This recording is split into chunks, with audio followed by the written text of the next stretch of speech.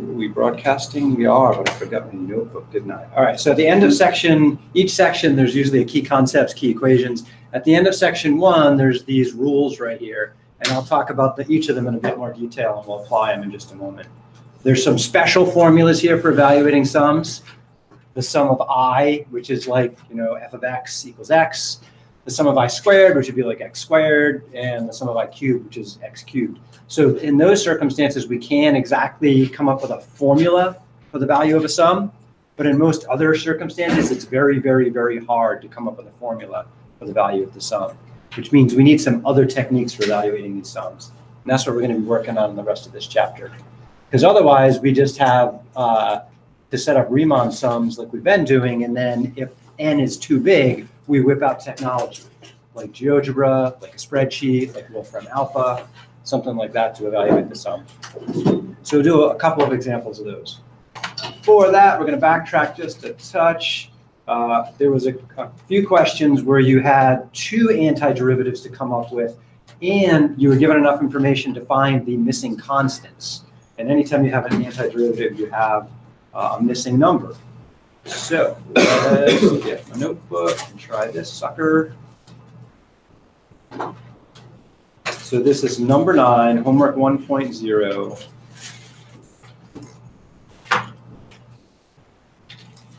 So we're given information about the second derivative, and then eventually we want to evaluate the function at a given point. So we'll get to that in just a second. So the first thing I can do here is I can come up with an antiderivative for this function right here, right? So what function has the derivative of sine? Sine. Cosine. Okay, so that means the antiderivative of this, which we could call f prime of x, would have cosine in it.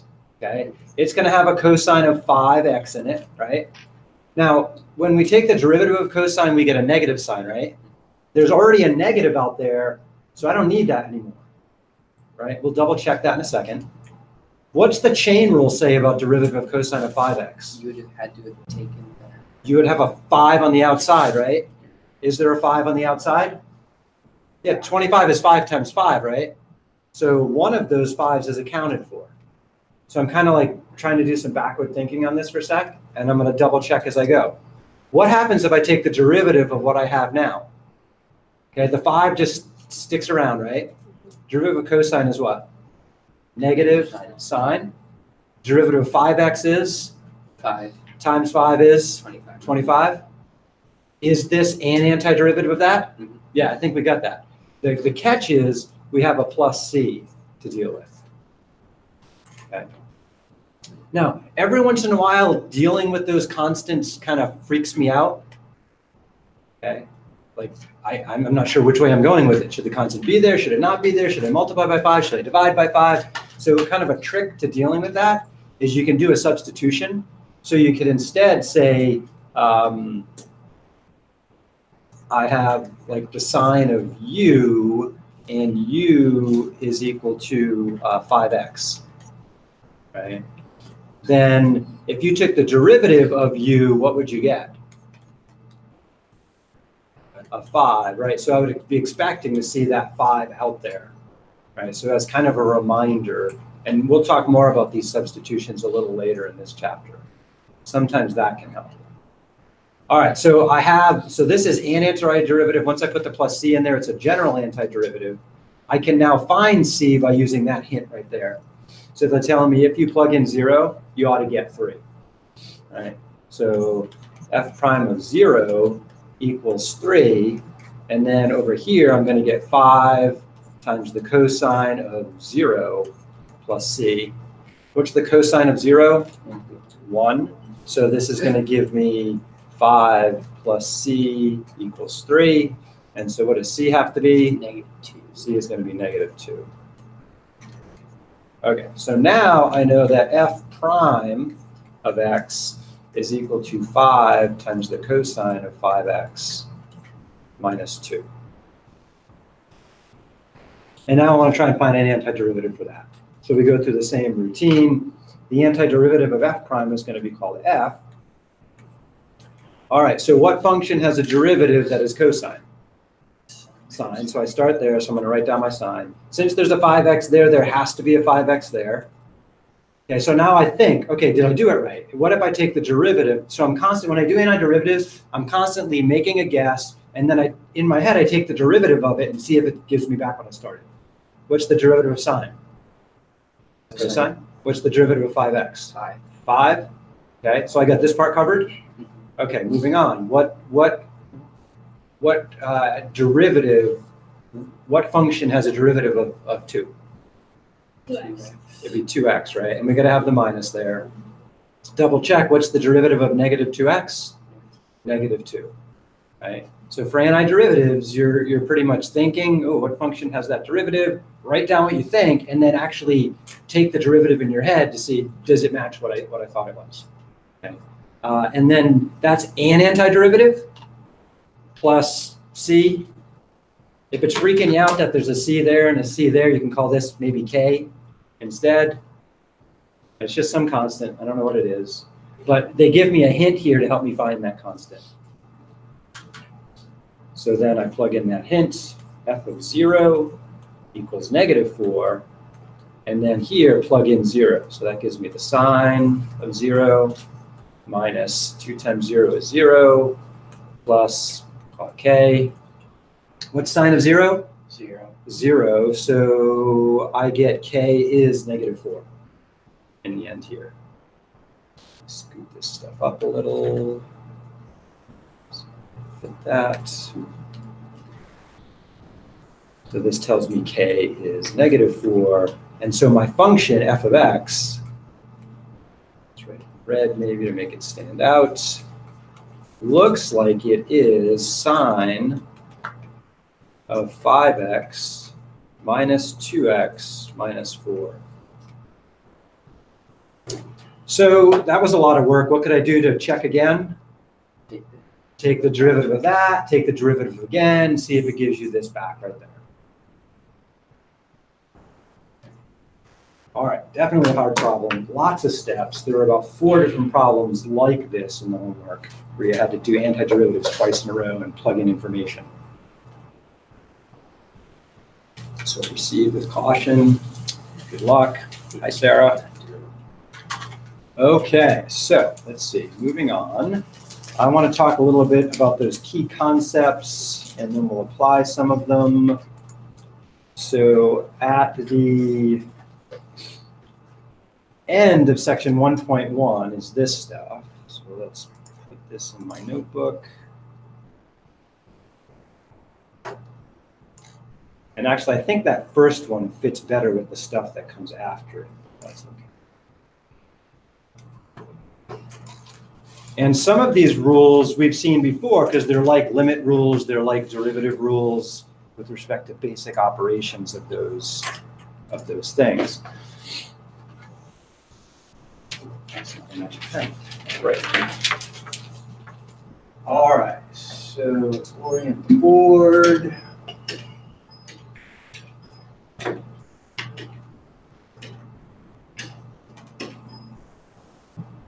So the first one just says if you try to sum a constant, right, what that means is you write the constant once, and you write the constant twice, and you write the constant a third time, and so on. And you keep writing that constant down until you have n of them. Right? Am I adding the same number over and over again? Right? Repeated addition is multiplication. How many c's are there up there?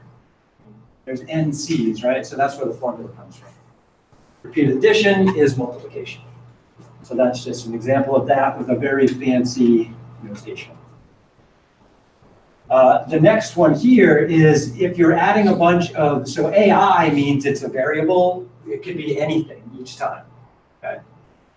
So what this is from the first one is I have a constant times whatever the first number a is, plus that same constant times whatever the second a is in that list, plus the constant times whatever the third value of a is. And it could be anything. It could be 1, 2, 3, 4. It could be 1, 4, 9, 25, or some more complicated expression.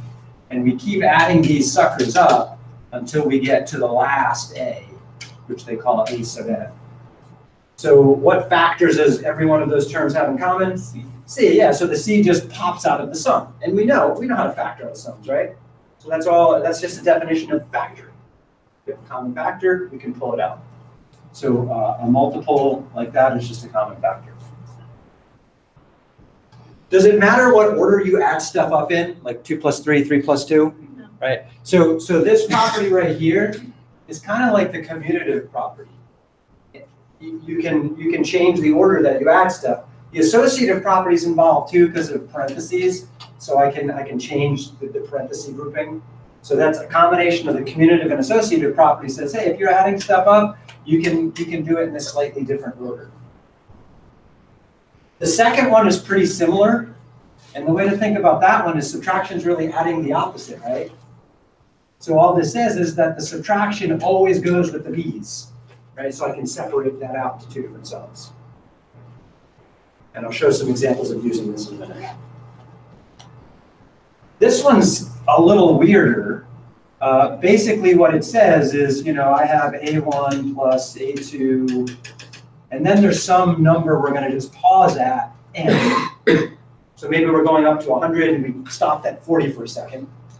If you stop at 40, where are you going to pick up at? 41, right? So then it says, okay, once you get the first m of them, then start with the next one, which would be m plus 1, and keep going until you get to the last one. So it's just saying you can break a sum up and just do one part of it, a group at a time. That's all that says right there. And often what's going to happen is we won't necessarily go in this version, but sometimes we will. We'll sometimes take that backwards too. And you'll see some examples of why we might do that a little later. But these are just some basic properties of the summation notation.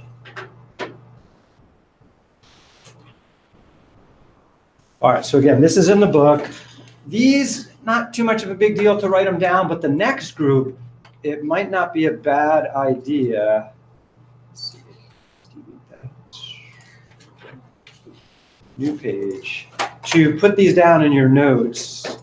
I've gone over one of them and I've proved it. The others I'm not going to prove. And it turns out, once you know like the sum of the i's, you use that to prove the sum of the I squares. Once you know the sum of the I square formula, you can use that to get the I cubes. So there's a technique I could use to take the sum of I cubes and turn it into a sum of I to the fourth powers. We're not going to need that. But these three can be handy. Whoa. Blow this sucker up a little. So I'm going to do an example right now where we're going to use these formulas. So we're going to find the sum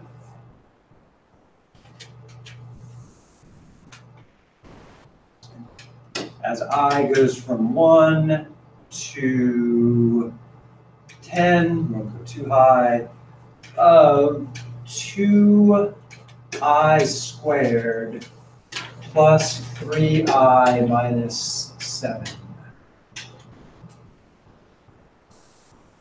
And there's some similar homework problems to this right here. So the sum properties I just went over a minute ago means anywhere I have a plus or a minus, I can break it into each into their own sum. So then this is going to be equal to the sum as I goes from 1 to 10 of 2i squared plus the sum as I goes from 1 to 10 of 3i minus the sum as I goes from 1 to 10 of 7. And so anytime I have a plus or a minus, I can separate the sum. Remember we did that with derivatives? If we had a derivative of something like this, we could take the derivative of each part. Very similar idea. What can I do with constant multiples like that 2 right there? I can move it outside the sum. Yeah, so I can take that 2 and I can just pick it up and move it out front. What about the 3 here? Same thing, right? Constant multiple of I can just pick that up, put it out front. Now, a cool thing about this, what I have written now, is I have a formula for this right there. And this one next to it, oops, that right there, that's that formula right there. How about this one? Do we know a formula for that one over there, that last one of the sevens? Yeah, how many sevens am I adding up there? 10 of them. So that's going to be 10 sevens or 70. Okay. So see if you can apply this formula here and that formula there and come up with a value for each piece here. What is n in each case? 10. Yeah. N is 10. I'll give you a second to write that down, and I'll put down my version and hope we match.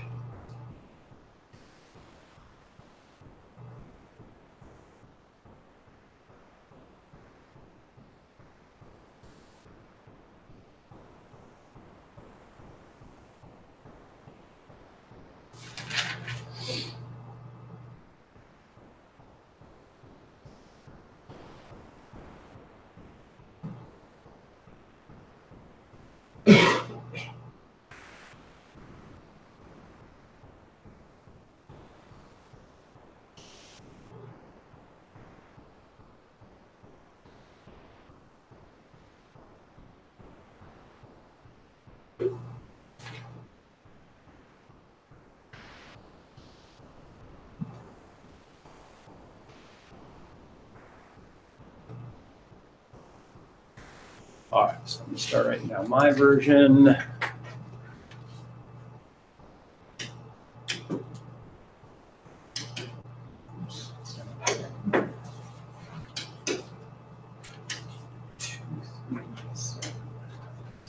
Two times 10 over 2. 3 times 10 7. 21, 6 minus 7 is 10.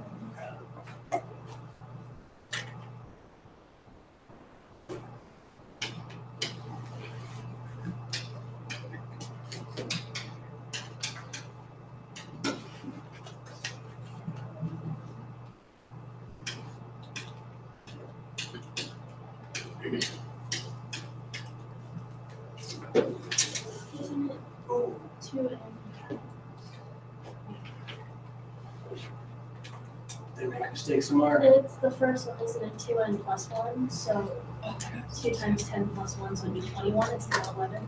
Here? Yeah. No, that's the second one. So this is just n times n plus 1. Oh, you moved it? No, Wait, blue goes to blue, yellow goes to yellow. the yellow one. Oh shit, I put him in the wrong spot. Damn. Okay, you're right. Darn it. Yeah.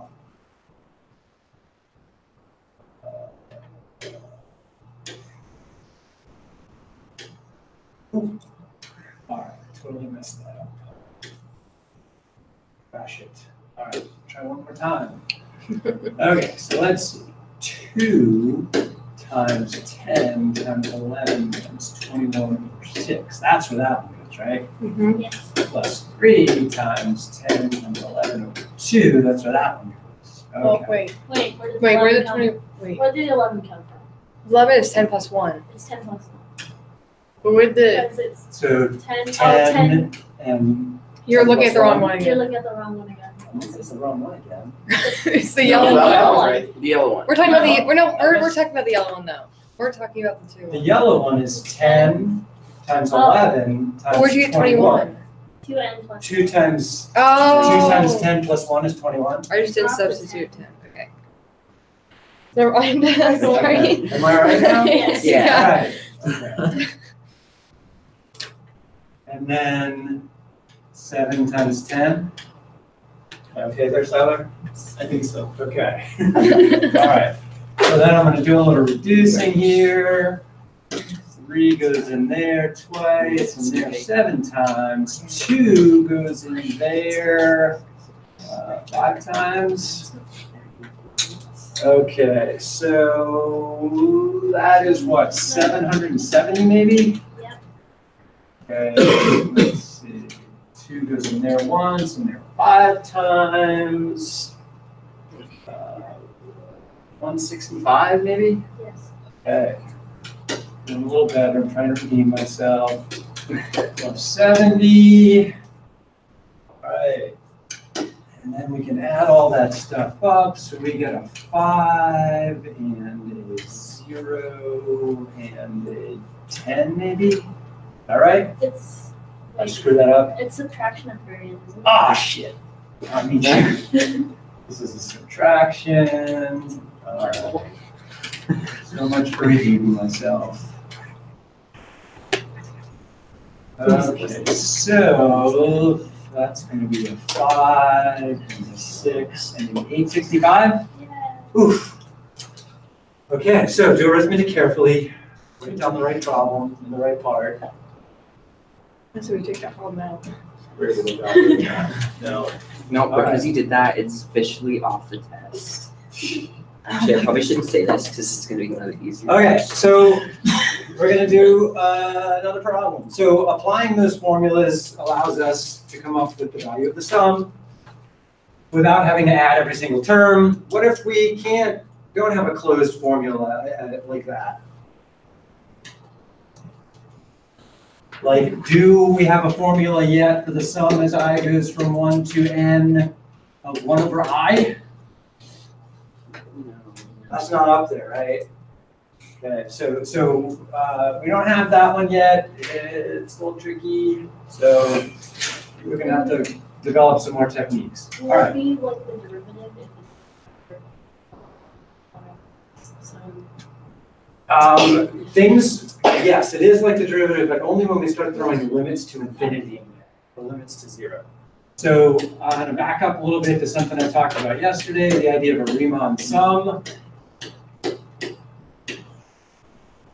So we've got some function, y equals f of x.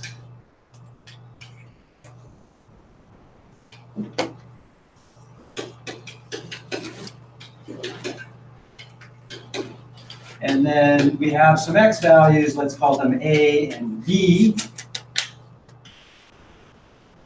starting one and an ending one.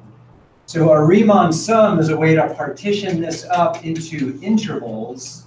Those intervals get turned into rectangles.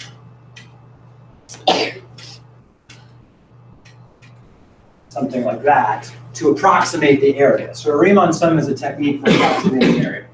So the area is approximately equal to the sum, and I'm going to use the Riemann sum version with right endpoints.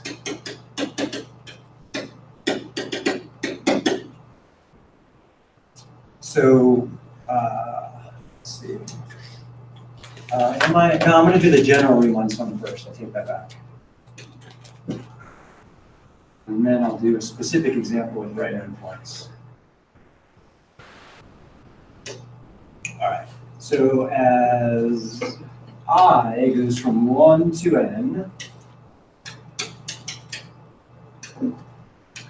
of f of something times delta x, and in here, I'm gonna have to pick different x values throughout there. I is my index. So there are going to be n intervals in here.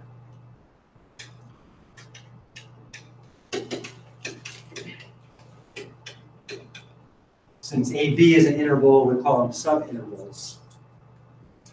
And I'm going to put a star on the x. So x isn't necessarily the right endpoint, it's not necessarily the left endpoint of one of those subintervals, it's just some point in the interval. Okay? And the bottom line with the Riemann sum is it can be any point in there. Okay? Now there are special Riemann sums like right sums and left sums and midpoint sums. Okay. So x star is just some x value in the subinterval. So x star sub I is some x value in the ith interval.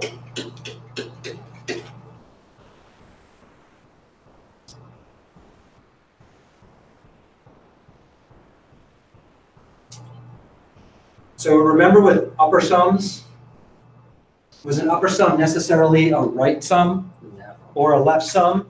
It just depended. You had to look at each interval and say, okay, am I going to pick the right one or the left one? We just picked the highest one. Okay. But upper sums are actually a little more complicated than that. Not going to worry about it too much. Okay, so this is the idea of a Riemann sum. Now, I can then make these rectangles thinner and thinner and thinner in one of two ways. I can either say delta x is going to 0, or I can say n is going to infinity. And both are definitions that are going to lead to what we call an integral. So one definition of the idea of the definite integral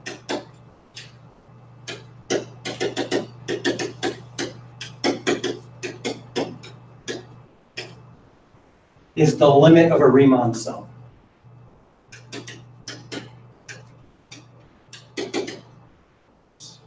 This is S.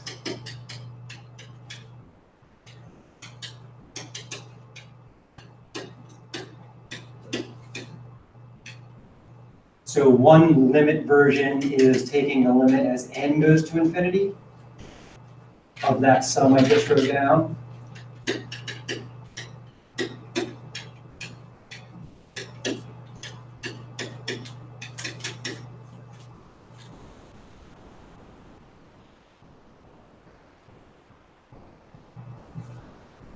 In this case, to define, we already defined x sub I. Since I'm letting n vary here, then delta x, the width of one of these intervals, would just be the width of the whole interval, b minus a, divided by n. N is how many chunks you want to split it into. We take the width of the whole interval, cut it into n chunks. That's how big delta x gets to be. Now here we're picking delta x to be always the same width for a given n. It doesn't have, just like we don't have to pick always the left or always the right, it can be any x in the little interval. We could have delta x vary in size too. So both of those can vary.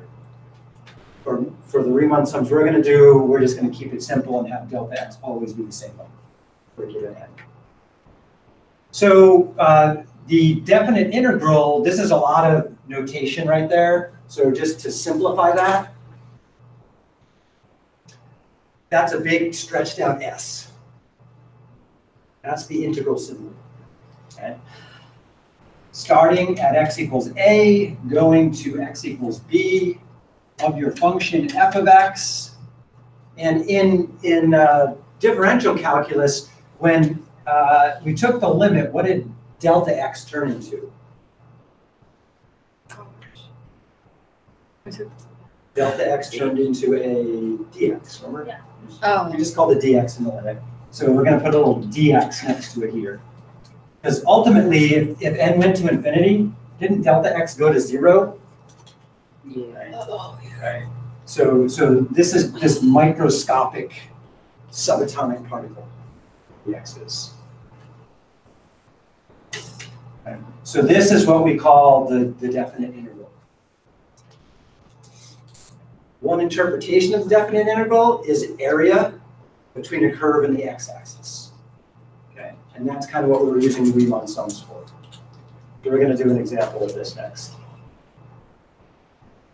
So what we're going to do is we're going to take a function, we're going to build its Riemann sum. Once we build its Riemann sum, we're going to see if we can evaluate it, given some of those tricky rules we just looked at. If we can do that, we ought to be able to take the limit. If we can take the limit, then we ought to be able to find the exact area instead of just an approximation to the area. Let's try. Here's the function. Wait, I have a question. Yeah. Okay, you keep saying that I equals 1. What if I doesn't equal 1? Does it matter? Here, that just means I starts at 1, and then it goes to 2, and then it goes to 3, and then it goes to 4. what But happens- I could start anywhere. I could start at 2, I could start at 0, I could start at -3. What would you do different if it doesn't start at It's just your counter. Okay, so for example, that's a good question. Let's go back a page and add a page there. So consider the sum as I goes from 1 to 4, let's do a small one, of 2n minus 1. So that means I just plug in 1. 2 times 1 is 2 minus 1 is 1, right? Then I jump up from 1 to 2, right? I plug in 2. 4 minus 1 is 3. Then, let's see, 1, 2, 3. 6 minus 1 is 5. And 4, I'm done. That's going to be a 7, right? Okay. Here's a different version of that same thing. Sum as I goes from 0 to 3 of 2n plus 1. What am I plugging in first? 0. 0. Okay, so 0 times 2 is 0, plus 1 is 1. 0. Next, after 0, I'm going to plug in 1. 1 times 2 is 2, plus 1 is 3.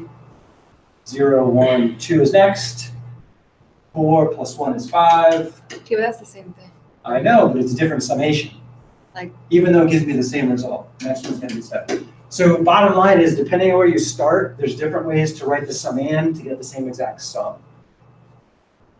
so you have to write a different. So check this out. Often we're going to be setting up a sum by starting at sum number A and ending at sum number B. Okay? And then we have to break this into chunks right here. So usually we say this is the first x value in the interval, that's the second x value in the interval, right? This is the third one right here. And who knows how many of them there are. The last one would be called the nth one. That's definitely going to be the same as this right here. The nth one is my endpoint. If this is x1, could I call this x something? How about x0? So usually the beginning of the interval is the 0th x value, and then you start counting after that. Because this is the end of the first interval, x1. This is the end of the second interval, x2. This would then be the end of the nth interval, xn. If I'm going to do a right sum, I want right endpoints, so my I would go from 1 to n, f of x sub I times delta x. However, if I'm going to do a left sum, what x value do I want to start with? I want to start with that one, all the way over. So I might write that one this way. Let I go from 0 to n minus 1. Yeah, because I want to stop right before, because I'm doing the left endpoint. So I would go up to n minus 1. But I still get to call that fx sub I delta x. So Yeah, so you can have different starting points. You just got to be careful. But how would you do it with a rule? Like, if it was I squared, you go through that. Oh, that with a chain. formula like That's that? what I Okay, mean. that's a good question. So what if you had something like the sum as I goes from 5 to, I don't know, 12 of I squared. The formula says you have to start at 1, right? Remember the formula I had up earlier? The formula says if you start I at 1 and go up to n with I squared, then you're going to get n times n plus 1 times 2n plus 1 over 6. But we're not starting at 1 here. So one way I could do that is just consider the sum where you do start at 1. I equals 1 to 12 of I squared. Wouldn't that definitely use this formula? Okay. But there's too many things being added up. So do you subtract? So then I would take away the ones I don't want. So from that, I would take away the ones that go right up to the edge. I want 5, so what would I take away? I would go from 1 to 4. I would take those away. Yeah, so basically you just repeat this formula to get all 12 of them, then you take away the first 4, would be one way to do it. Alternative, if you don't feel like doing that, suggestions? Take a 0. What's that? You take a 0 You take a 0. on your sum. Oh, no, there's other suggestions. Technology. Remember I showed how to use the sum formula in Desmos? So I could whip out Desmos here, and Desmos has a sum formula. Wait, do you mean GeoGebra? Oh shit, Joe. Yeah, I was gonna say, we haven't done That's this sick. yet. That's a good thought. Yeah, I could use the sum formula in GeoGebra, and the sum formula in GeoGebra says, what's your function, what's your variable, like maybe I'm gonna use I, you could use X if you want. Where do you start and where do you end? Right, so I could just say, hey, take I squared, the variable is I, start at 5, end at 12. Really, I can do The that. point of this assignment was to learn how to split sums like that. Playing around with those formulas. Okay. Let's get, where was I? Did I pick a function yet? Nope. Okay. Function. So here's the function. F of x equals x squared plus 1 is going to be my function. The interval, do you pick a hard, easy, or medium interval? Medium. Medium. What's that? Could you, so the spaces between we're just doing whole numbers for doing. So like I can, so from like instead of 0, 1, it'd be 0, like fourth to fourth. Yes. Okay. Yeah. So let's go from 1 to 2, and let's have 5 subintervals. And we are going to set up a right-hand sum for this.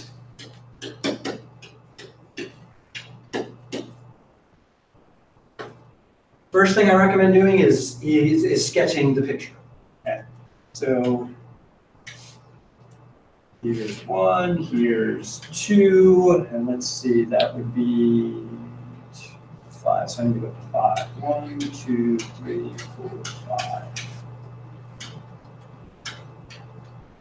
So this function has the point 0, 1. It has the point 1, 2. And it has the point 2, 5. And I don't really care about the rest of the function. I just need the stuff that I want for this particular thing. So we're trying to approximate the area in this region right here.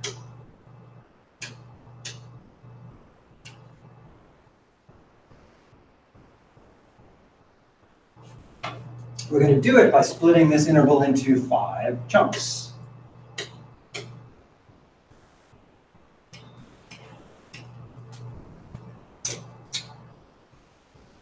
So delta x is always the width of the interval divided by whatever it is. So 2 minus 1 is 1, 1 over 5 is 1/5. If you prefer decimals, you could call it 0.2. That's going to be my delta x. If I'm using right-hand endpoints, then my first x value is always going to be the starting point, 1, plus whatever your delta x is. And then you just keep repeating that, add delta x, add delta x, add delta x. Okay. So the next one, x2, is going to be the previous x value, 1.2, plus another 0.2.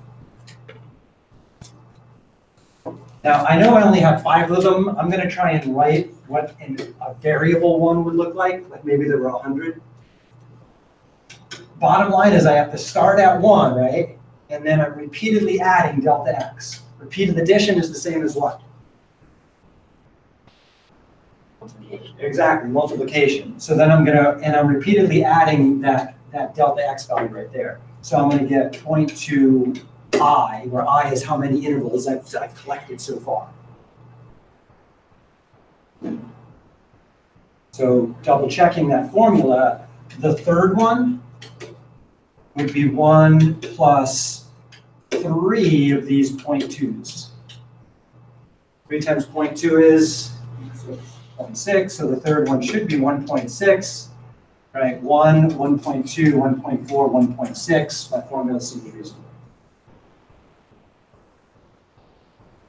So this is the variable version of it, which we need if we want to use the summation notation. There's going to be sometimes when I ask for that. Otherwise, all I need to know is what's the height of the rectangle and what's the width of the rectangle. Right? So I'm just going to first do the simple version, then we'll do the summation. This area is going to be approximately equal to, the first y value is going to come from my 1.2, but I have to plug it into the function to see what that y value is. My function is x squared plus 1, right? So the first height is going to be 1.2 squared plus 1. That's the height of that first rectangle. What's the width of the first rectangle? 0.2. Then I'm going to add on to that. What's the second x value? 1.4, so I plug it into my function. 1.4 squared plus 1 is my next height times 0.2. And since there's only 5 of these, I can easily write them out. If somebody asks me to do 20 of them, I'm not going to write them all out. I'm going to try to do the summation notation and use technology.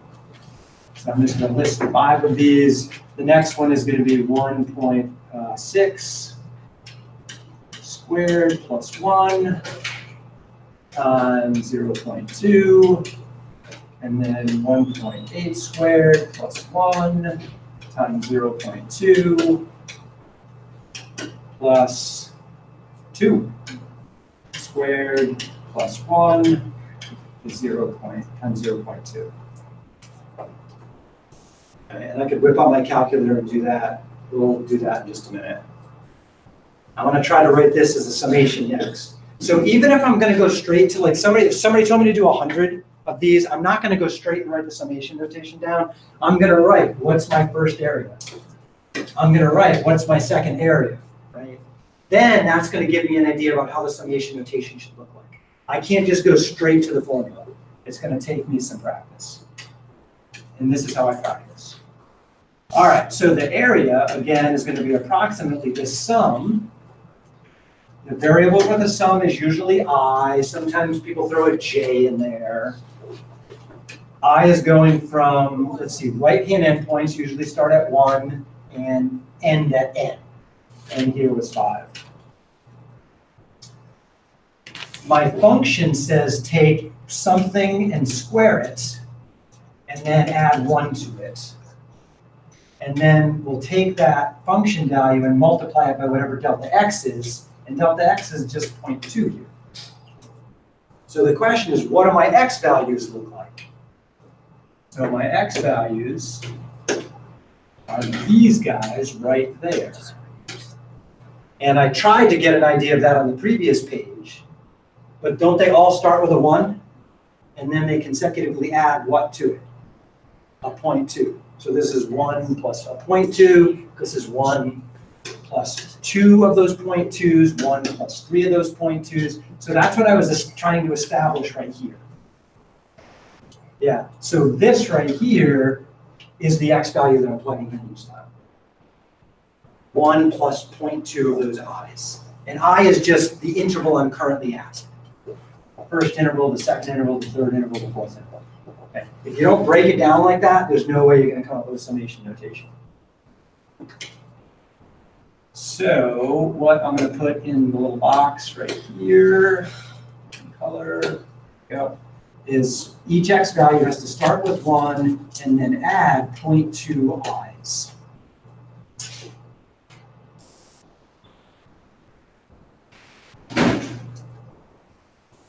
Okay, so we're partway done with this.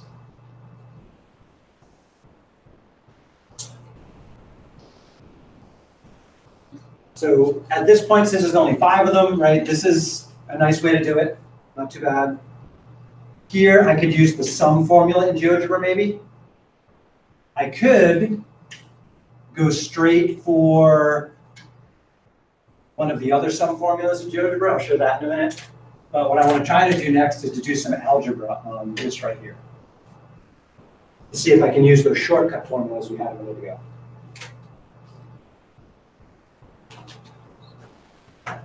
So I'm going to change this a little bit and create a more general Riemann sum for this situation.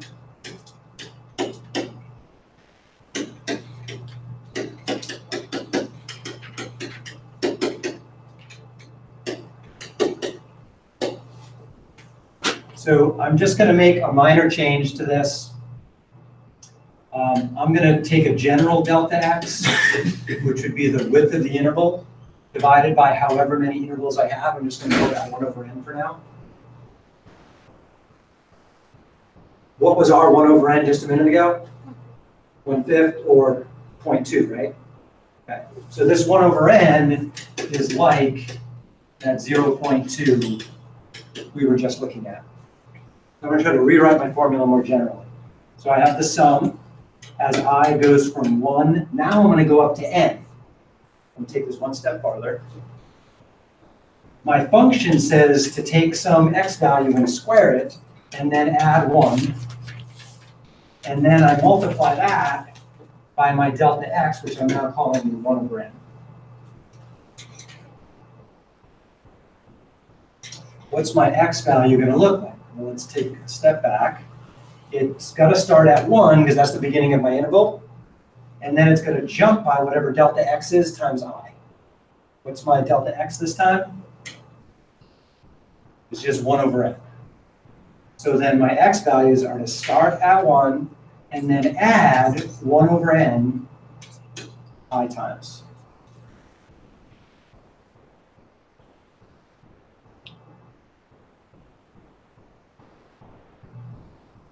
So that 1 over n, remember, what is 1 over n like? It's like that 0.2. So wherever there's a 0.2, I throw in a 1 over n now. It's the only change I made. So now, the previous example, that was just 5 rectangles. Now I have a formula. Someone says, I need 100 rectangles. Better answer. I just replace n with 100 in here, and I'll pops the answer. Okay. We don't have time. We're not 12 minutes. So I'm not going to be able to finish this part. I'll do that tomorrow. My next step right here, I would want to clean this up and try to take the limit as n goes to infinity, is what I would try to do next. So I'm going to save that part for tomorrow. What I'm going to do next is plug this into GeoGebra to see if I can get a couple of approximations. So I'll show you the 2 different ways to do that. Yes, Sam? So the closer you get to infinity, does the number usually start to slow down? You'll see you start to get more and more decimal places of accuracy level out. Yeah, so we'll see that once we plug it into GeoGebra, sorry. All right, so first thing I like to do is enter my function when I'm playing with GeoGebra. So x squared plus 1. And then I have a couple of options here. The easiest of which, if you just want a quick answer and you don't care about the in-between stuff, is the one I like to use is the one called rectangle sum.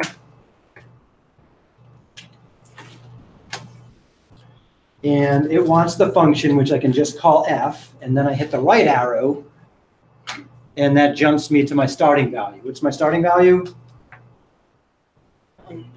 1. Yeah, starting at 1. I was ending at 2. Okay, and then number of rectangles, right? We started off with 5 rectangles, so then I'm going to type a 5, and then it wants to know what's the position of the endpoint. And this is a number between 0 and 1. 0 would be the left endpoint, 1 would be the right endpoint, or you could pick something in the middle. So I'm going to go for 1 right endpoint, and then GeoGebra adds up that. So what it did for me is it just completed this task right here for me, which is the same as this task right here. Okay. So it says it's about 3.64. Okay. I could question on that. Put in 0 for left points. Then. If you want left endpoint, you would plug in a 0. Yeah, and that would give you the left endpoint. So if I turn that off for a sec, and I do rect, oops, cancel button. Go. Rectangle sum. I could go f, 1, 2, 5 rectangles, but give me 0 left endpoint. So there's the left endpoint, which is going to be a lower estimate in this case, because the function's going up. If you were to choose 0.5, it would choose a value in between the left and If you right. choose 0.5, it'll pick the midpoint, exactly in the middle, okay? Which would be like averaging the left and right endpoints. So it'll pick the value in the middle. Exactly in the That's middle. what you at wanna 0.5. What's that? If you want to get a good estimate, is that what you want to do? Usually the midpoint's going to be a better estimate than the left endpoint or the right endpoint. But the problem with the midpoint is when you're setting up your Riemann sum, this x value gets messier to calculate. So if you have to make a Riemann sum like this, it's easier to by hand to use left endpoints or right endpoints. But if you have a computer, the midpoint's going to give you a better estimate. It's just harder to do. The cool thing about this is if I decide I want better accuracy, all I do is replace the 5 with 100, and it'll give me 100 rectangles, which I just do 10.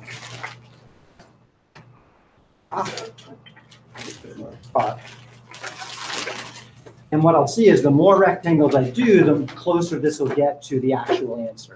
And you'll see the decimal points start to settle up. Okay? Now, keep in mind, if I go back to the example with 5, if you just stick with left or right, then you might always only have an underestimate of the answer. Now, will that underestimate eventually get to the answer? Yeah, but it's always going to be a little bit smaller than the actual answer. The other one will always be a little bit bigger than the actual answer. Okay. All right, so let's see. We got through about a quarter of section 2 today. So we got a bit more work to do on it tomorrow. So, oh, my eye looks pretty bad, huh? Yeah, I don't know what happened. I woke up. That's been me the past 3 days.